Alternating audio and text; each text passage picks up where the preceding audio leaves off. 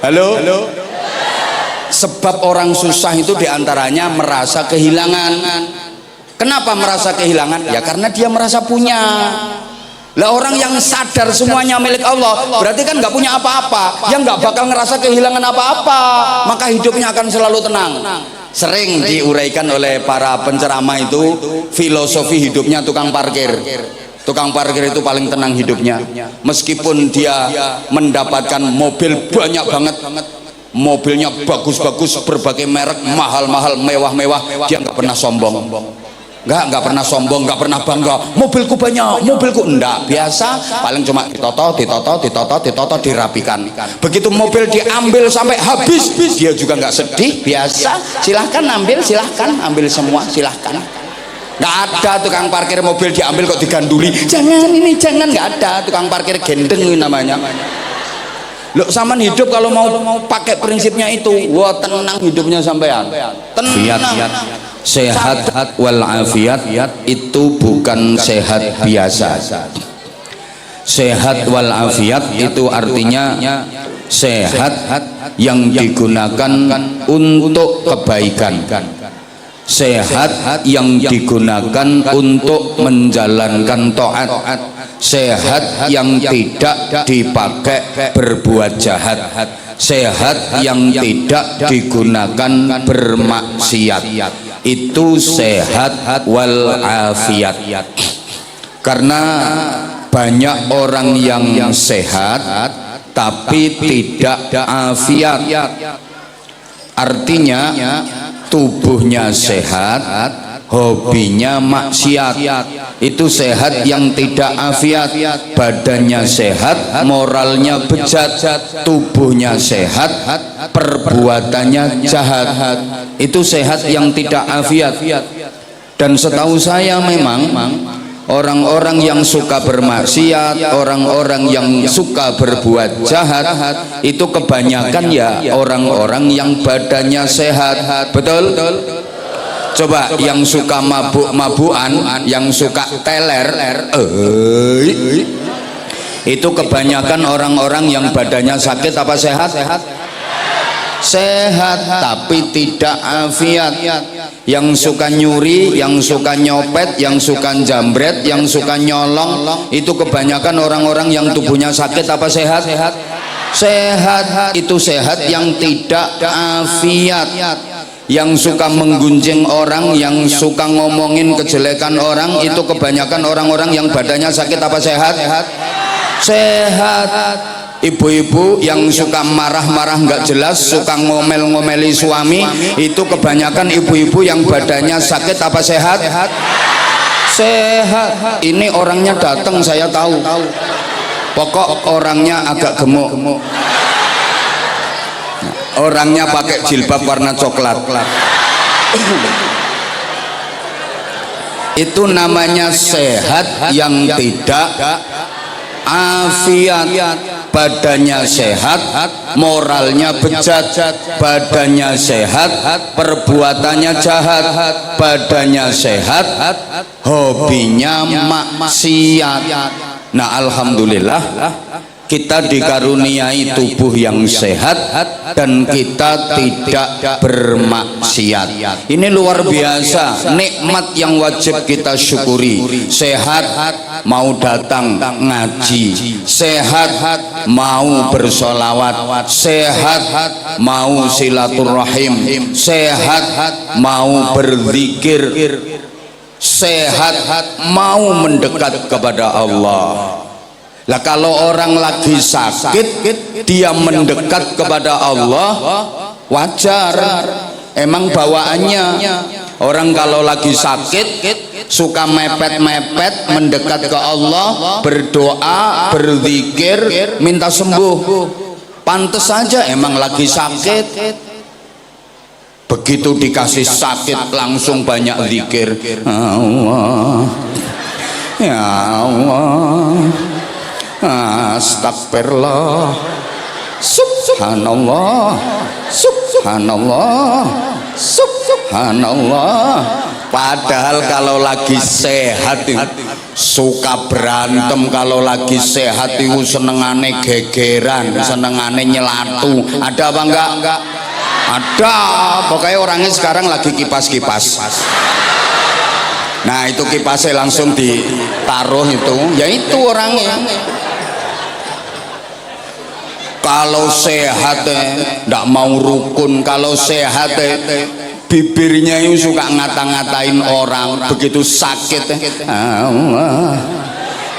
astagfirullah, subhanallah, subhanallah, itu orangnya lagi ketawa itu. Yang paling parah itu udah sakit nggak mau mendekat sama Allah, udah sakit masih aja jahat, udah sakit masih berbuat maksiat, itu parah ya. Maka alhamdulillah kita dikaruniai tubuh yang sehat, kita tidak berbuat jahat, kita tidak melakukan maksiat, kita mau beribadah. Mudah-mudahan semua yang hadir senantiasa dikaruniai sehat walafiat, kemudian selalu dalam pertolongan dan bimbingan Allah untuk bisa ibadah dengan istiqamah. Amin Allahumma. Bapak Ibu adik-adik dan seluruh jamaah, karena malam ini temanya Isra Mi'raj, to the point saja sebab durasi waktunya hanya 25 menit. Jangan nyalahkan saya, salahkan MC-nya. Kan yang ngatur acara ini MC. Udah, yang ngerasa nggak ikut nyumbang tolong nggak usah cerewet. Dah diem.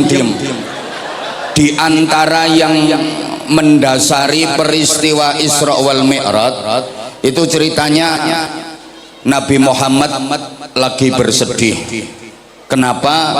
Sebab ditinggal wafat oleh dua orang sentral, dua orang penting yang sangat besar jasanya dalam mendukung perjuangan Nabi Muhammad. Dua orang itu adalah pertama paman beliau yang bernama Abu Thalib, yang selalu memberikan pembelaan dan perlindungan ketika Nabi Muhammad dimusuhi oleh orang-orang kafir Quraisy. Setiap ada yang menentang Nabi Muhammad, Abu Thalib selalu tampil di depan. Jangan kau sentuh keponakanku Muhammad, hadapi pamannya. Nggak ada yang berani, karena Abu Thalib adalah kepala suku Quraisy, suku yang paling dihormati, paling disegani, paling ditakuti di Arab. Kalau sekarang ya ketua umum partai pemenang pemilu. Lah iya. Jadi ternyata Nabi Muhammad berjuang itu juga di back, kebersamaan ini akan menjadi makin indah dan penuh barokah. Abu Thalib yang selalu memberikan pembelaan kepada Nabi Muhammad wafat. Kemudian istri tercinta beliau Sayyidah Khadijah yang selalu mendampingi, yang selalu mensupport, menguatkan, mempertaruhkan waktu, tenaga, pikiran, harta benda, jiwa, raga, bahkan nyawa sekalipun demi perjuangan suami tercinta juga wafat. Sayyidah Khadijah itu saudagar kaya raya dan seluruh kekayaannya digunakan untuk membackup perjuangan Rasulullah. Duitnya Sayyidah Khadijah itu diriwayatkan 600.000 awak. Kalau dikuruskan rupiah kurang lebih 200 triliun rupiah. Bapak Ibu udah pernah lihat duit 200 triliun rupiah? Kok sampean? Lah yang sing makili gubernur mau ya durung tahu ngerti duit semono. Lah duit 200 triliun rupiah itu andaikan dibelikan dawet, Sanur ini banjir dawet 7 bulan itu nggak habis-habis. Semua digunakan untuk membackup perjuangan Rasulullah. Sayyidah Khadijah wafat, maka Rasulullah sedih. Loh, Nabi kok sedih? Nabi juga manusia, ditampakkan sifat basyariahnya agar bisa dicontoh oleh umatnya. Apa yang harus dilakukan ketika sedang bersedih, ketika sedang ada problem. Maka manusia itu bahasa Arabnya dalam redaksi Al-Quran itu ada 4. Artinya manusia semua, tapi esensinya berbeda-beda. Saya kalau ngomong esensi, Bapak Ibu paham? Nggak apa-apa, nggak paham, dengerin aja nanti paham. Saya sadar kok yang saya hadapi ini orangnya ganteng-ganteng, cantik-cantik, tapi agak iya. 4 redaksi dalam Al-Quran yang semua artinya manusia, tapi konotasinya berbeda-beda. Apa meneh mau esensi, saiki konotasi. Pokoknya ditirukan, nanti sampean ngerti. Yang pertama, al-insan, ditirukan sama-sama. Contohnya dalam surah Al-Ashr, wal ashri innal insan. Bapak Ibu kalau lagi baca Al-Quran menemukan kalimat al-insan, itu artinya manusia dengan segala totalitas kemanusiaannya, manusia secara utuh, zahiran wa batinan, jasmani rohani, luar dalam. Yang kedua, pakai redaksi an-nas, bareng. Contohnya qul a'udzu birabbin malikin ilahin dan seterusnya. Kalau pakai lafadz an-nas itu artinya manusia dengan karakteristiknya, manusia dari segi perilaku kehidupannya, moralnya, akhlaknya. Yang ketiga, basyarun, bareng. Banyak itu dalam Al-Quran. Qul innama ana basyarum mislukum. Kalau pakai basyarun itu artinya manusia dari segi kurikulum desainnya. Understand? Gak ngerti ya wes, pokoknya yes. Manusia dari segi zahirnya. Basyar itu artinya kulit. Nah, yang keempat pakai redaksi Bani Adam, bareng. Ya Bani Adam, kan banyak itu dalam Al-Quran. Kalau pakai Bani Adam itu artinya manusia dari, bahwa di tanah sengketa nggak disusak pola tus ada ini ala Muhammad. Maka para jamaah yang saya hormati rahimakumullah, banyak peristiwa alam tapi solusinya ternyata solusi langit. Kalau terjadi gerhana, mau itu gerhana rembulan, gerhana matahari, Allah nggak memerintahkan ambil teleskop Hubble, adakan penelitian ilmiah tentang astronomi dan astrofisika, enggak. Tapi ketika terjadi fenomena alam yang katanya peristiwa alam, gerhana matahari, gerhana rembulan, apa perintah Allah? Sholat. Berarti kan sandaran langit. Paham apa enggak ini ya? Kalau lagi ada musibah, kalau lagi ada bencana, kunut nazilah jangan ditinggalkan. Ada gunung meletus, dor. Itu apa? Ya kaget namanya tusuk. Masa gunung meletus trit.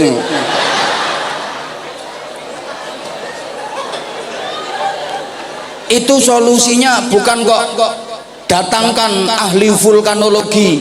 Saya itu penasaran, orang yang ahli vulkanologi, ahli tentang gunung, tak pikir keahliannya itu apa. Saya sempat penasaran, orang ahli vulkanologi itu bisa nggak nahan supaya gunung nggak jadi meletus. Misalnya gunung ini udah mau meletus terus ditahan supaya nggak jadi meletus, ternyata nggak bisa. Gimana supaya lahar nggak jadi keluar? Nggak bisa. Lah terus tugasnya apa? Ya cuma ngasih tahu, antisipasi kalau sewaktu-waktu gunungnya meletus. Oh berarti cuma nginceng tok. Nah, tukang nginceng ya akeh tunggale. Nah, kalau terjadi gempa bumi suruh kunut nazila. Ada wabah penyakit, jangan lupa sandarannya Allah. Li khamsatun utfi biha harral wabah.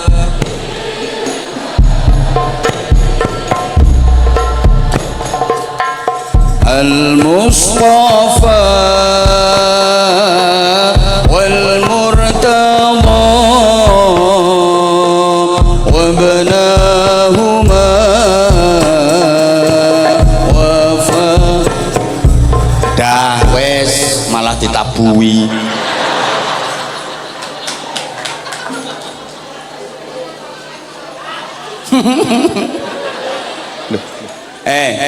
Dagang macet, usaha seret, coba sowan ke kiai, menghadap kiai, minta solusi, pasti dikasih solusi langit. Kalau pengen lancar rezekinya, sholat duha.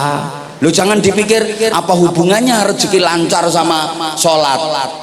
Sholat itu cuma entul-entul, jendit-jendit, tuli-guli, gendut-gendut, gobek-gobek. Lah ini kita dagang itu pengen supaya lancar, rezeki supaya jalan, kok disuruh entul-entul, jendit-jendit, gulik-gulik, endut-endut, gobek-gobek.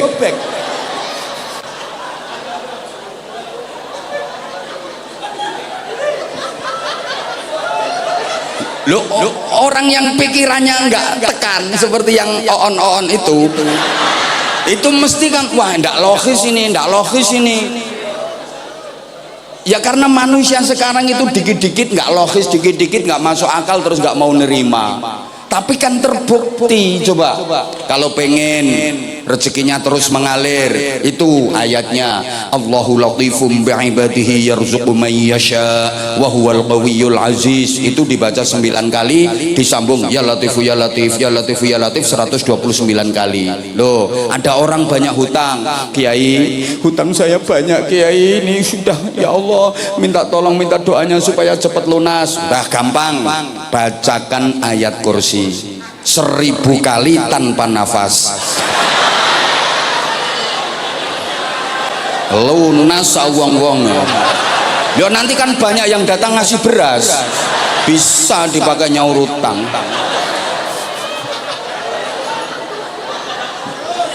Gitu kok, lama nggak ada hujan, kemarau panjang, kekeringan, nggak kok disuruh bikin hujan buatan, ndak. Sholat istisqa, minta hujan kepada Allah. Ini solusinya solusi langit.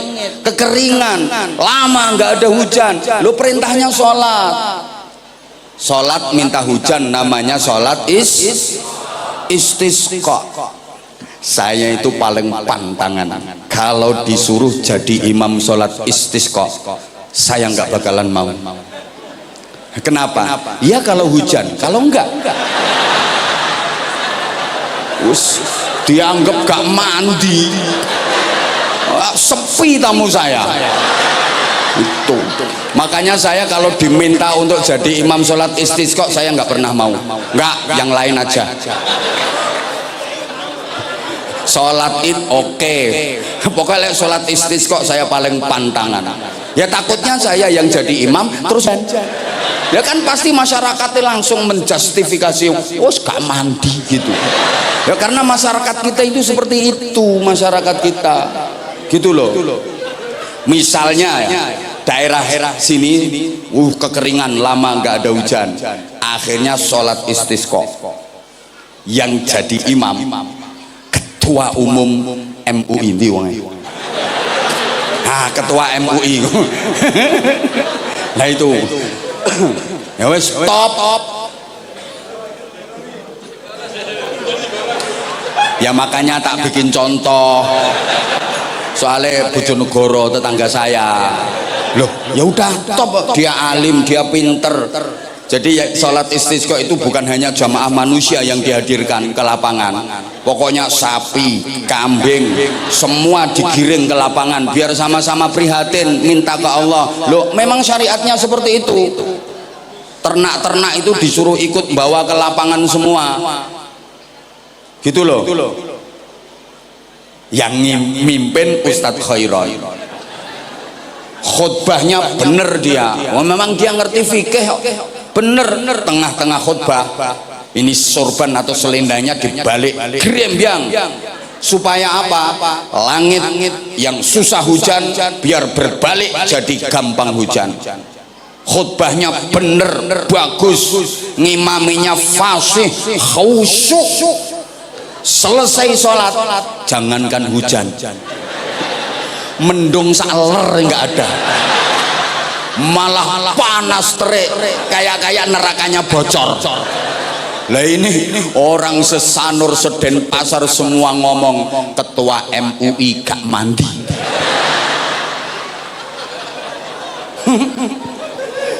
Tiga hari kemudian istisqa lagi, yang khutbah dan jadi imam banser.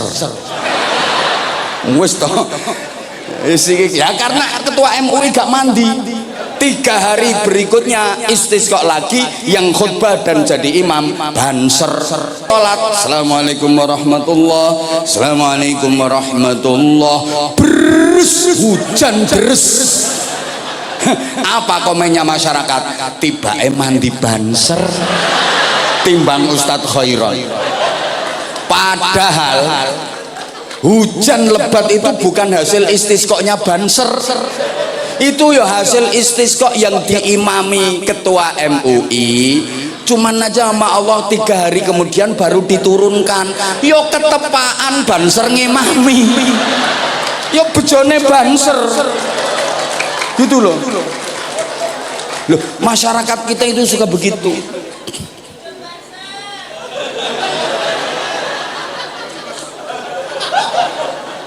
Saya sering ngalami kejadian seperti itu, Bapak Ibu. Saya pernah pas ceramah di Bali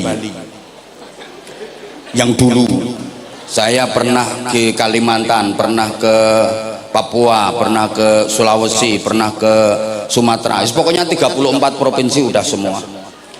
Waktu saya di Jambi, di masjid kayak gini,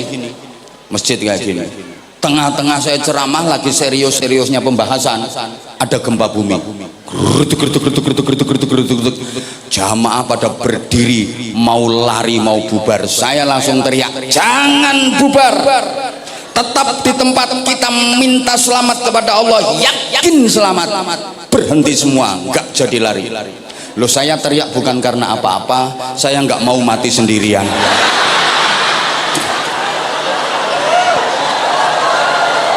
Loh, enak pada mau lari semua, mati ayo bareng-bareng aku gitu. Lah saya mau lari duluan, malu saya. Ustadz kok takut sama gempa, tak suruh berhenti, stop, berhenti semua. Kita sama-sama berdoa minta keselamatan kepada Allah. Tak jam mau coba basmalah, tak jam mau coba Fatihah. Selesai baca Fatihah, tenang, lanjut ceramahnya. Persis kemarin, baru seminggu yang lalu di Taiwan. Ini lumayan viral, itu bisa dicari di TikTok. Abah Anza di Taiwan disambut gempa. Nah, emang kemarin di Taiwan, baru minggu yang lalu, tanggal 28 saya di Taiwan.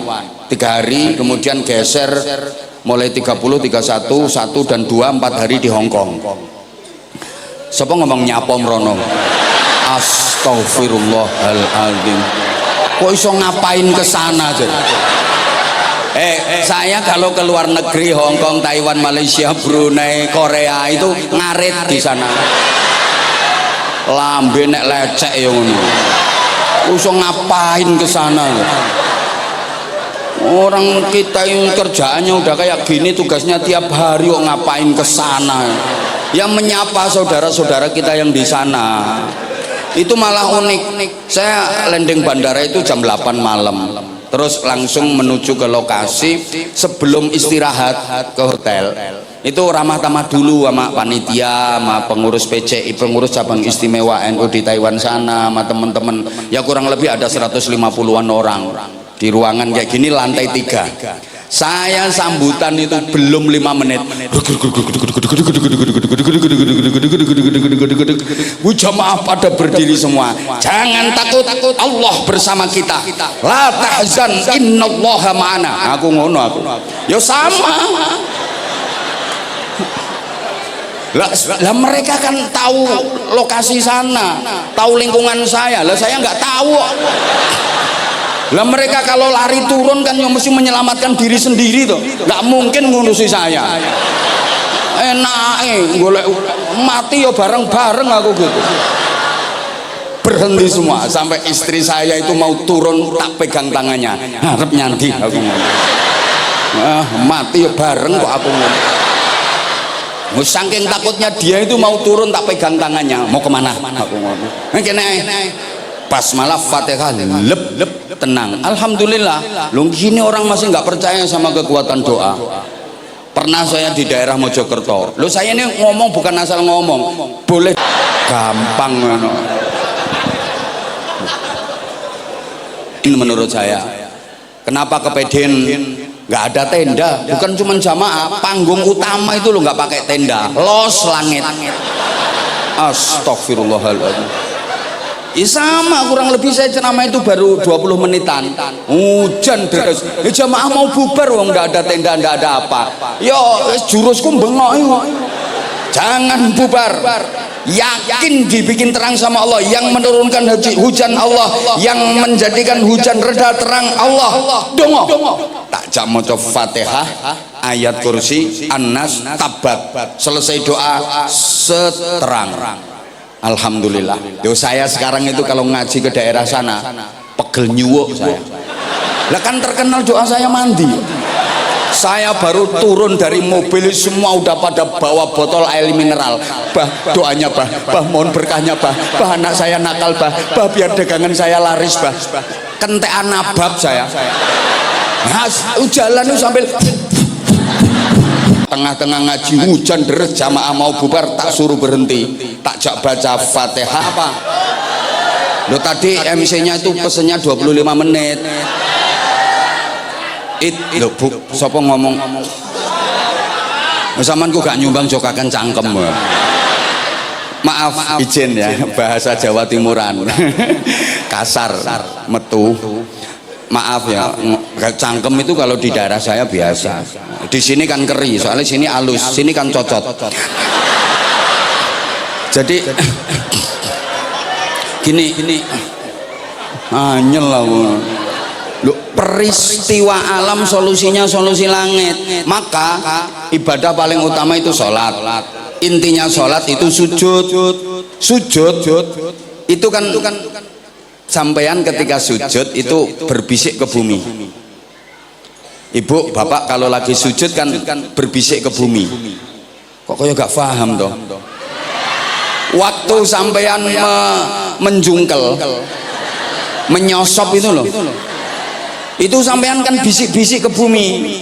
Apa yang dibaca? Sup. Emek sap sup. Lah kan bisik-bisik itu sip. Ternyata bisikanmu ke bumi itu menggetarkan langit. Makanya kalau baca nggak usah kenceng-kenceng. Subhana rabbiyal a'la wa bihamdi, jebol nanti langitnya. Bisikanmu itu ternyata menggetarkan langit. Jadi ini pelajaran bahwa kita sandaran itu kepada Allah. Kalau bersandar kepada Allah kuat selamanya, karena Allah Maha Perkasa, Allah Maha Gagah, Allah Maha Sempurna, Allah Maha Ada, Allah nggak pernah hilang, Allah nggak bakal rusak, nggak bakal binasa. Sehingga siapapun yang menyandarkan hidupnya kepada Allah, hidupnya akan kuat selamanya. Amin nopo. Sorry, kalau bersandar kepada selain Allah, apapun dan siapapun suatu saat pasti akan jatuh. Kenapa? Karena sandarannya itu bisa rusak, sandarannya bisa habis, sandarannya bisa hilang. Iya ketika sandarannya masih ada, iya ketika yang disandari masih kuat,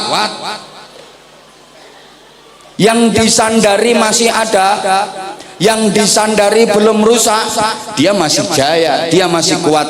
Tapi begitu sandarannya hilang atau rusak, pasti dia jatuh. Kenapa?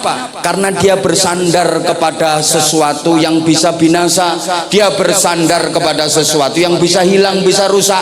Tapi kalau bersandar kepada Tuhan, bersandar kepada Allah, Allah selalu ada, Allah nggak pernah rusak, Allah maha kuat. Kasih contoh, Ketua MUI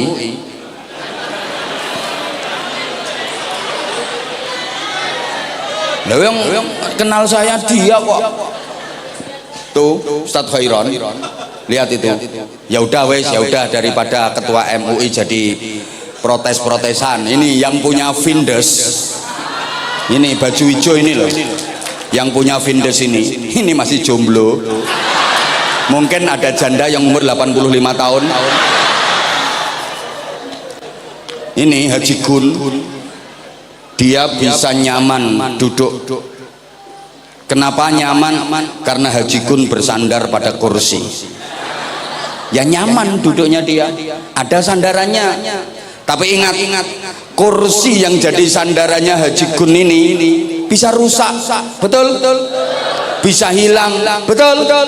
Ya selama kursinya masih ada, dia duduknya masih nyaman. Tapi begitu kursinya rusak atau kursinya hilang, diambil sama panitia, maka dia akan jatuh. Bahasa Inggrisnya the geblak. Ya karena sandarannya hilang. Paham? Ada orang bersandar pada harta, pasti dia akan mengandalkan hartanya, dia akan mengandalkan kekayaannya, mesti itu. Kenapa? Karena dia bersandar pada harta.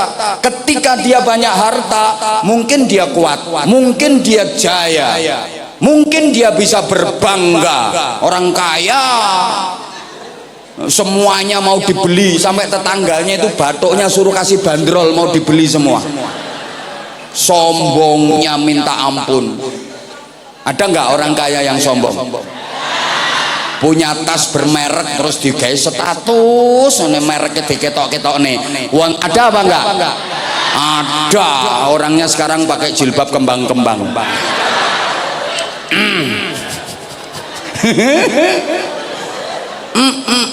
Yang selama dia masih punya harta, dia masih bisa menggaya. Begitu hartanya habis, begitu dia jatuh kismin. Ya kismin itu di bawahnya miskin.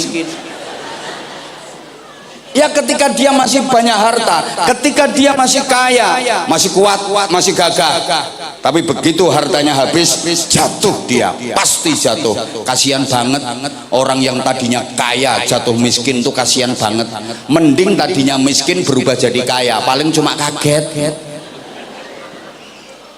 Ya salahnya sendiri, kenapa dia bersandar pada harta, kenapa dia bersandar pada sesuatu yang bisa habis. Paham apa enggak ini?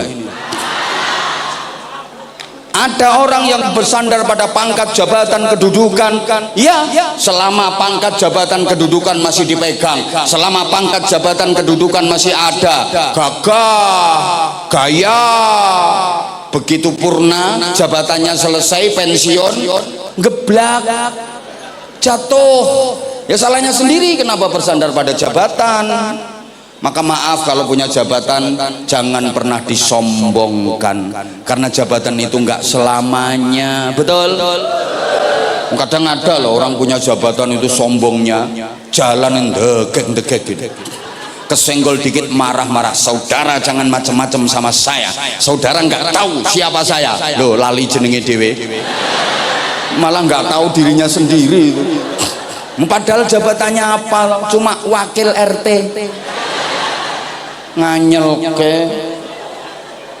ibu, maaf, ibu misalnya bersandar sama suami, karena suaminya orang terhormat, karena suaminya banyak duit, orang kaya, mungkin ibu bisa endel Jalannya jentit. Kan suaminya orang terhormat, suaminya orang kaya. Iya, selama suamimu masih ada, ibu masih bisa menggaya. Begitu suami yang kau jadikan sandaran mati, ibu pasti jatuh geblak. Siapa ngomong kawin lagi? Ya udah, kawin lagi, dapat suami lebih terhormat, lebih kaya, ibu bisa menggaya lagi. Itu selama suamimu masih hidup. Suamimu mati, geblak lagi. Ya wes, kawin lagi, dapat suami lebih gagah, lebih terhormat, lebih kaya. Oh, ibu bisa menggaya, iso endel. Suamimu mati, geblak lagi. Kawin lagi, wes ora payu, wes nyenyek. Wong rupamu yang mek ngono kok. Kawin lagi oh. Kaya ayu-ayu wae.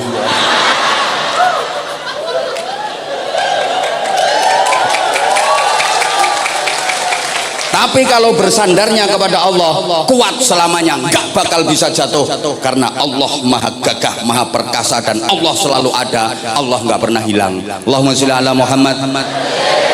Nah, berikutnya bersandar kepada Allah, berharap juga hanya kepada Allah. Kalau berharap kepada Allah, urusan apapun pasti beres, karena Allah maha kaya, Allah maha punya, Allah maha segalanya, Allah maha kuasa atas segala sesuatu. Kalau kita berharapnya kepada Allah, urusan apapun, masalah apapun pasti beres. Sebaliknya, berharap kepada selain Allah, siap-siap kecewa, karena selain Allah hakikatnya nggak bisa apa. Selain Allah hakikatnya nggak punya apa. Kok nggak nyaut ya? Kalau pengen ngajinya lumayan lama, nggak jadi 25 menit sesuai dengan permintaan MC. Lah ini belum kok sarung. Nanti kalau waktunya masih ada. Loh, saya itu biasanya durasi waktunya 2 jam.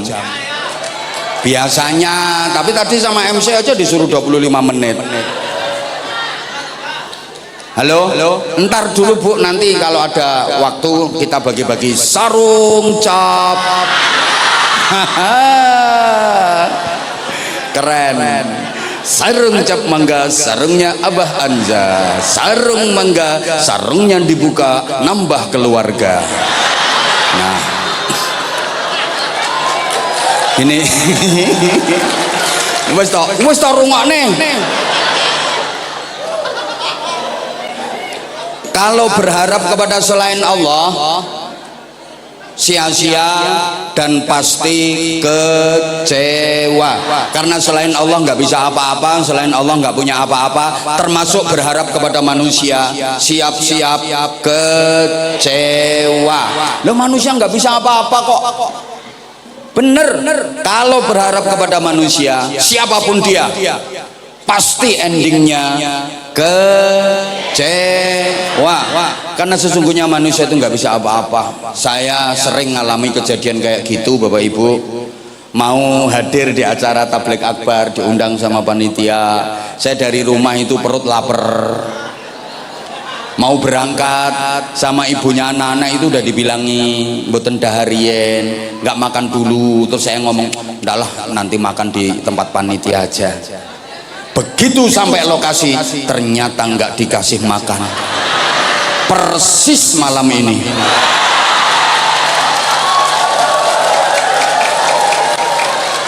Ijen ketua umum.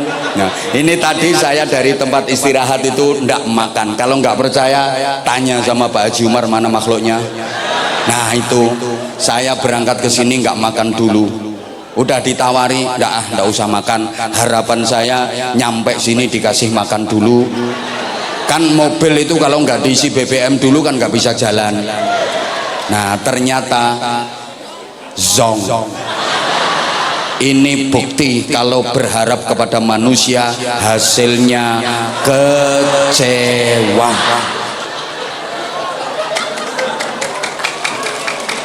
Maka malam ini meskipun dihadiri oleh yang mewakili Pak Gubernur dan Pak Wakil Gubernur, di sampingnya juga ada Komisaris Besar Polisi Suwandi, saya juga nggak berharap dapat tambahan. Karena saya tahu kalau berharap kepada manusia hasilnya mending nggak usah berharap, tapi diam-diam ngasih tambahan. Itu mending gitu. Ya masuk lah, kalau nggak masuk nggak mungkin laris. Dan maaf, saya ini penceramah lama, udah 20 tahun lebih. Saya ngaji ke Bali itu mungkin mulai tahun 2012 apa 2013 udah masuk wilayah Bali sampai sekarang 2026 loh kan, udah berapa tahun itu, 20 tahun lebih lah iya udah belasan tahun. Dan sekarang bermunculan penceramah baru, sehingga sempat pesimis saya, paling jamaahnya nggak banyak, warga muslim yang di Bali udah pada bosen sama saya, makanya tadi sempat pesimis saya. Jujur sih, sempat khawatir kamu berpaling ke lain hati. Tapi begitu melihat jamaah yang datang mulai semalam terus malam ini, aku yakin ternyata kamu masih tetap sayang sama aku. Nggak nyangka kalau sampai hari ini kamu tetap setia sama aku. Boleh bermunculan penceramah baru, tapi Abah Anza tetap di hati kamu. Aku kalau ngeliat kayak gini aku makin sayang sama kamu. I love you semuanya. Tolong yang tua nggak usah ikut-ikutan. Ini khusus untuk yang muda-muda. Gue tuwek melok-melok kadung kumat asam urate kepluntir ra iso balik. Wong aku itu ngajak yang muda kok malah yang tuan duluin ngene. Gila nih ya.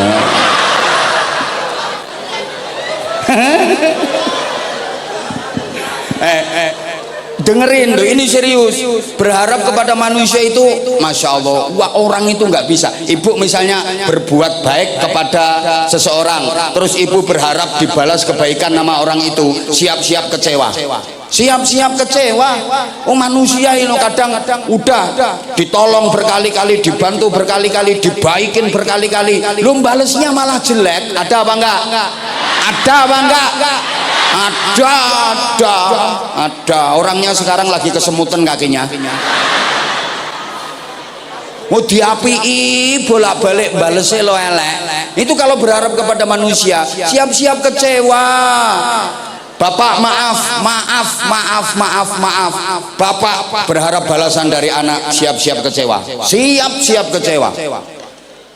Bapak mengeluarkan duit biaya pendidikan anak mulai kecil, tingkat pos PAUD playgroup sampai tingkat dasar, sampai tingkat tinggi, udah seluruhnya biaya dari bapak ibu semuanya. Anak kuliah tuntas, sarjana lengkap, titeler renteng-renteng, Prof, DRS, DRIR, namanya panjang banget. Heru Purwocaraka Sastramijaya Rangga Kumala Dipa Kusuma Kala Bawana Nata Batalima Mangku Randa Uda, tanpa busana cetha wela-wela gedene sak klopo-klopo. Belakang masih ada MSI, MHI, MPDI, MMMH, terakhir BH. Dah. Terus bapak ibu berharap supaya duit yang dipakai biaya pendidikan anak itu dibalas, dikembalikan, mesti kecewa. Gak mungkin. Betul. Nah, ada guru ngajar muridnya, berarti guru kan ngasih ilmu ke muridnya. Terus guru berharap dapat balasan ilmu dari muridnya, mesti kecewa. Gak mungkin murid bisa ngajar gurunya. Saya ngasih ceramah jamaah ribuan kayak gini, terus saya berharap balasan dari jamaah, gak mungkin. Lewat jamaah onon. Ya kecewa saya kalau berharap balasan. Gitu loh. Maka bapak sebagai suami jangan terlalu berharap kepada istri. Jelei, Pak. Ibu dipandang malah lebih cantik pembantu. dijak omong adep-adepan abape gaya kaulah harapanku bel gedes. Ya salah sendiri berharap kepada manusia. Woi, hasilnya pasti jujur. Sebagai suami saya sering dikecewakan istri, mengecewakan lebih sering lagi. Nah, pokoknya kalau berharap kepada manusia siap-siap kecewa. Manusia nggak bisa apa-apa kok. Maka sandaran kepada Allah mi'rad. Paham pora ya? Paham apa enggak ini? Iya belum, aku tahu. Kamu tuh terlanjur sayang sama aku. GR kok ditunggu nih bar maghrib. Mulai habis maghrib udah ngapling tempat. Aku harus di depan, aku pengen deket sama dia. Ada pesen nama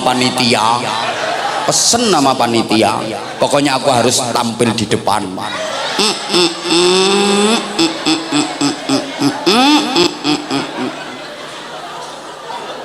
Bapak Ibu para jamaah rahimakumullah, kalau sandarannya kepada Allah, berharap hanya kepada Allah, benar-benar kuat bersandar kepada Allah, hidupnya pasti nyaman, tenang, nggak ada yang namanya susah. Maka hidup ini adanya cuma dua, seneng dan seneng banget. Oke, kalau orang-orang punya prinsip hidup itu ada senang ada susah, terserah. Tapi bagi kita jangan pakai prinsip itu. Ngapain susah? Hidup itu adanya dua, senang dan senang banget. Setuju? Setuju? Kenapa? Karena gini, orang kalau sandarannya kepada Allah, dia yakin segalanya atas kuasa Allah, segalanya milik Allah. Berarti kan ngerasa nggak punya apa-apa. Semuanya hanya titipan, karena hakikatnya semuanya milik Allah. Orang kalau ngerasa gini, orang kalau sadar bahwa dia nggak punya apa-apa, hidupnya nggak bakal susah. Saya ulang, tolong perhatikan sayang. Udah nggak usah ngelihat dari temen, nggak apa-apa. Iya, aku ngerti. Kasih jalan mau ke toilet itu. Sidalan wong lemu biasa nguyuan. Udah lihat saya Bapak Ibu, mohon maaf para jamaah. Orang itu kalau sadar bahwa semuanya milik Allah, semuanya atas kuasa Allah, berarti kan nggak punya apa-apa. Dia ngerasa nggak punya apa-apa karena semuanya milik. Diulang, sadar semuanya milik, sadar kalau dirinya nggak punya apa, maka hidupnya pasti tenang. Sebab orang susah itu diantaranya merasa kehilangan, entah kehilangan harta, ini duitku, begitu hilang susah karena dia merasa punya. Sedangkan orang yang sadar bahwa semuanya milik Allah, berarti dia kan nggak punya apa-apa, ya dia nggak akan pernah ngerasa kehilangan apa-apa. Orang tidak gablek apa-apa. Paham apa enggak ini ya? Maaf, ini aslinya materi ngaji kita ini dalam, tapi sengaja saya uraikan dengan bahasa yang sederhana agar mudah difaham, karena saya sadar yang saya hadapi ini jamaahnya cantik-cantik, tapi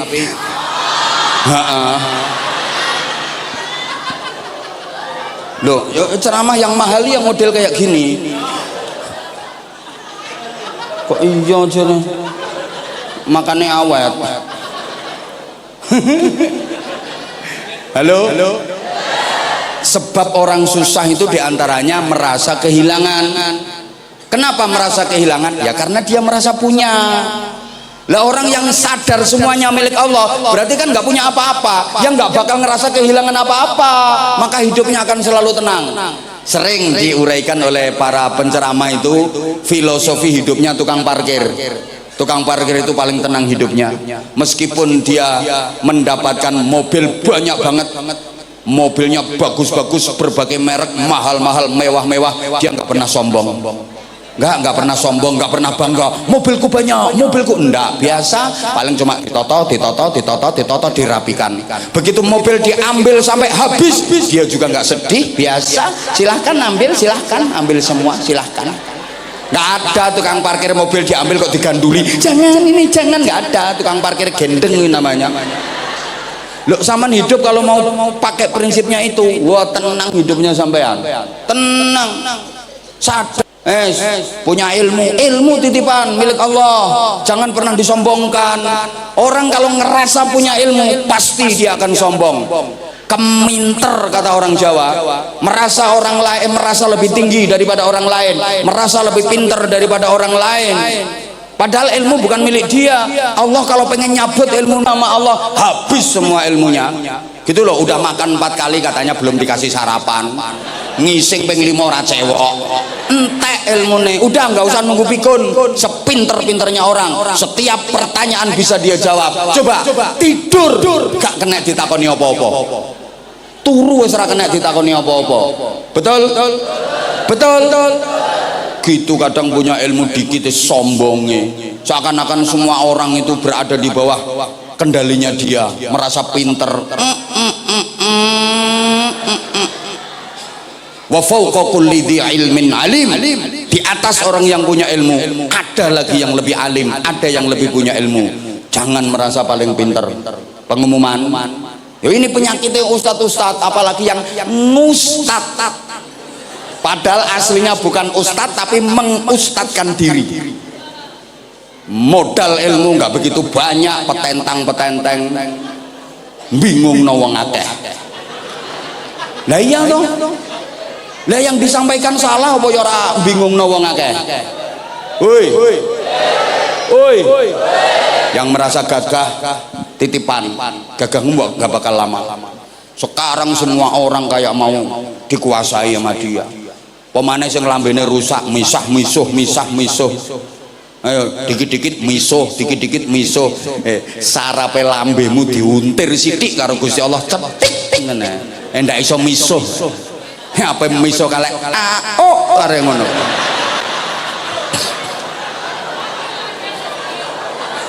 Anyel aku. Coba yang merasa gagah, berapa lama sih gagahmu? Berapa lama? Ya masih muda. Lari 10 km kuat, begitu tua nyeret. Betul. Kemudian kena stroke berat yang melaku mas kering. Ngene kuwi. Loh saya sekarang muda masih bengok-bengok. Nanti jangankan bengok-bengok, saya bersin aja untuk merotoli dewe-dewe. Ayo, itu yang perempuan yang ngerasa cantik, apalagi yang sok cantik, bahasa Inggrisnya the kemayu. Jentat-jentit, celemar-celemer. Iya sekarang pipimu ginyur-ginyur, mindur-mindur, dodomu mentek-mentek. Ya masih muda, onderdilnya masih kuat, baut-bautnya masih kuat.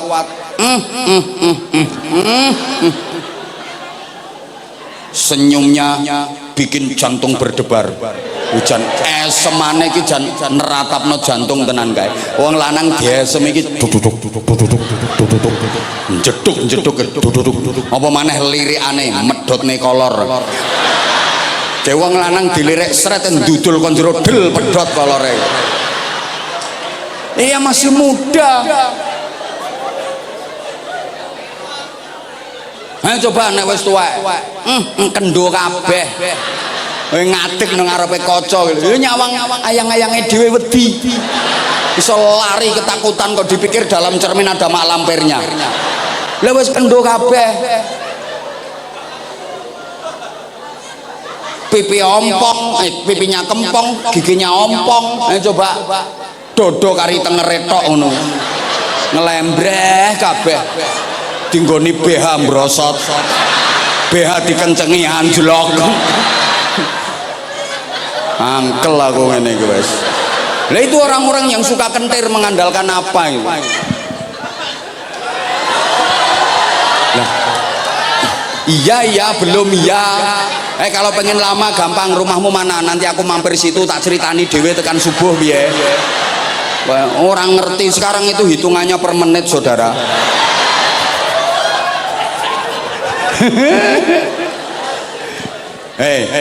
Maka para jamaah bersandar itu hanya kepada Allah. Ini yang dari sisi hablum minallah. Kenapa ini penting? Orang itu kalau sandaran kepada Tuhan, sandaran kepada Allah bagus, maka nanti hubungan sosialnya juga pasti akan bagus. Ini diantara hikmah Rasulullah sebelum dimi'rajkan naik ke langit tingkat 7, terus naik Sidratul Muntaha, terus naik Mustawa, naik Qaba Qausain Rafraful Akhdar, Arsy. Itu diisrokan dulu minal Masjidil Harami ilal Masjidil Aqsa. Perjalanan horizontal dulu. Kenapa nggak langsung vertikal? Paham tak gak jangan ngomongin itu ya. Ya wes, kenapa sih kok nggak langsung dinaikkan saja? Wong toh tujuannya juga mau ke sana. Kok nggak langsung naik ke Sidratul Muntaha, minal Masjidil Haram ila Sidratil Muntaha? Nggak langsung aja dari Masjidil Haram naik ke Sidratil Muntaha. Kok pakai perjalanan darat horizontal menyamping minal Masjidil Haram Makkah ilal Masjidil Aqsa Baitul Maqdis? Ini pelajaran berharga buat kita bahwa Islam itu bukan hanya vertikalitas, tapi Islam juga horizontalitas. Bukan hanya agama ketuhanan, tapi juga agama kemanusiaan. Bukan hanya ritual, tapi juga sosial. Allahumma sholli ala Muhammad. Makanya kalau Bapak Ibu jeli, semua ibadah ritual itu pasti mengandung nilai sosial, dan semua ibadah sosial tujuannya adalah menguatkan ritual. Allahumma sholli ala Muhammad. Tolong diperhatikan ya, tolong diperhatikan. Tak kasih contoh simpel sederhana saja. Semua ibadah ritual yang hubungan dengan Allah itu pasti ada nilai sosialnya yang manfaat untuk sesama manusia. Sholat itu ritual hubungan dengan Allah. Apa nilai sosialnya? Tanha anil fahsya'i wal mungkar. Orang kalau sholatnya bagus, maka perbuatan keji, perbuatan mungkar, perbuatan jahat hilang. Berarti manfaat baik dengan siapapun. Understand? Paham enggak ini? Zakat itu ibadah ritual, ibadah mahdhah, pasti ada nilai sosialnya. Kalau mendapatkan kenikmatan jangan dimakan sendiri, jangan dirasakan sendiri, bagi-bagi. Puasa itu ritual hubungan dengan Allah. Mana nilai sosialnya? Orang berpuasa itu merasa haus, lapar, letih, lelah, capek, menderita. Nilai sosial yang didapat apa? Punya empati, punya kepekaan sosial yang tinggi, akhirnya bisa merasakan derita orang lain, sehingga suka menolong, pengen membantu. Kan ngerasa, oh kayak gini ya rasanya orang kelaparan, seperti ini ya rasanya jadi orang miskin. Understand? Ya Allah, sedikit lagi Bapak Ibu, jangan pulang sebelum doa. Sayang, mulai nunggu habis maghrib belum doa udah pulang. Sayang, ini tinggal sebentar, paling tinggal 5 menit lagi kan maksimal jam 11 itu udah mentok, nggak boleh melanggar. Kita harus taat aturan. Nggih, ini ada yang lebih penting. Nggih. Sebentar. Iyo. Nyeleh lambemu dulu, nyeleh lambemu dulu. Jangan nanyel tenan kok kae. Sebentar, kita nggak boleh melebihi jam 11. Nggak boleh. Kita harus patuh aturan. Ini saya belum sempat menyampaikan yang nasionalisme kebangsaan. Ketua Umum kapan-kapan ngundang lagi. Loh, ini ya kalau nggak percaya cobalah, kalau mau mendatangkan penceramah survei dulu ke jamaah, apa istilahnya, voting, minta yang dihadirkan siapa, insya Allah saya tetap ranking atas. Marketing ini. Enggak diundang ke sini, yo nyari tempat lain. Wong donya kok bingung. Ibadah sosial itu semuanya untuk menguatkan ritual, sehingga gini, orang itu jangan cuman urusan sama Tuhan saja baik, tapi dengan sesama manusia buruk. Tidak cukup dengan manusia baik, dengan Tuhan buruk, tidak cukup. Yang nggak cukup itu kan namanya merugikan orang. Gini loh, tolong telusinya itu dikembalikan kepada hal yang manfaat kepada manusia. Puasa itu urusan dengan Tuhan, betul? Sampai pahalanya aja rahasia, privasi. Malaikat nggak tahu pahalanya, Nabi nggak tahu pahalanya. Tapi misalnya sekarang ada orang udah tua banget nggak kuat puasa, loh ini gantinya bukan kok istighosah, gantinya bukan zikir, tapi fidyah. Fidyah berarti beras dibagikan ke orang, dimakan, manfaat untuk manusia. Gantinya puasa kalau nggak mampu beras. Paham? Haji urusan sama Allah. Tapi misalnya ada orang haji, dia sedang berihram, melanggar salah satu larangan ihram, ini tebusannya nggak disuruh khataman Quran, nggak disuruh zikiran, tapi dam berarti motong kambing, dagingnya dibagi-bagi, dimakan manusia, manfaat untuk manusia. Understand?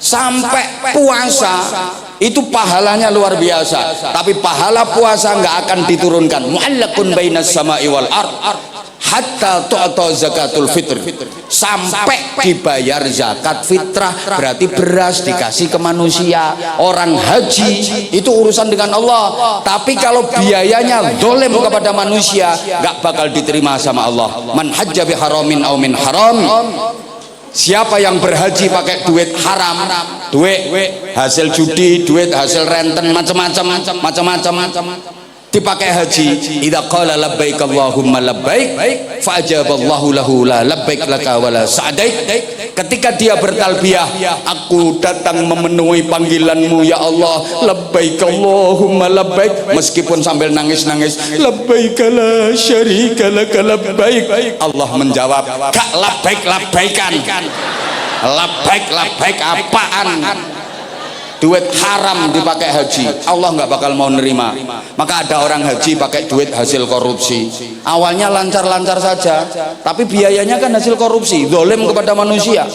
Awalnya lancar-lancar saja, begitu ritual lempar jumroh itu simbol ngelempar setan, ada masalah besar. Apa itu? Batu yang dipakai ngelempar itu terus balik, padahal udah dibacakan Bismillahi Allahu Akbar, dilempar kenceng, cetak, batunya kembali, ambil lagi, lempar lagi, Bismillahi Allahu Akbar, cetak, kembali terus. Dia penasaran, akhirnya batu diambil, dipegang, dilihat, ternyata ada tulisannya, maaf, sesama setan dilarang saling lempar. Lah sama-sama setannya kok lempar-lemparan? Ya karena zalim kepada manusia.